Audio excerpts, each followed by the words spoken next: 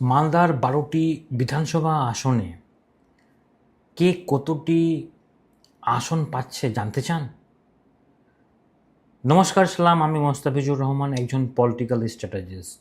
মালদা যদি বলি SC reserve seat, মালদায় প্রায় ১৫,০০০ ভোট ব্যবধানে ২০২১-এ জয়ী হয়েছিলেন, প্লাস যেখানে ১৬,০০০ ভোট যে মাইনাস করা হয়েছিল, একটা নতুন আশা যে বিজেপির দিক থেকে কমফোর্টেবল সেই সিট, কিন্তু সুপ্রিম কোর্টের রায়ের পর এই সিটটা প্রায় ১৬,০০০ ভোট যদি দিতে পারে এবং তার সঙ্গে সঙ্গে সেখানে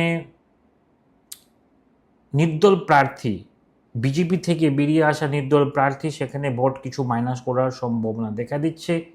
এই ক্ষেত্রে টিএমসি বনাম বিজেপির ভীষণ ফাইট এবং হাড্ডাহাড্ডি লড়াই দেখা দিচ্ছে মালদাতেও।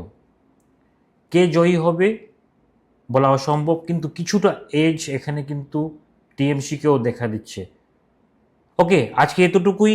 আপনাকে এই সমীক্ষা দেখে কেমন লাগলো, ফল দেখে কেমন লাগলো, আপনারা অবশ্যই কমেন্টে জানাবেন এবং আপনাদেরও নিজের রায় অবশ্যই কমেন্টে জানাবেন যে এই ১২টি সিটে কে কোথায় জিতছে। আপনারা অবশ্যই নিজের নিজের মত জানাবেন।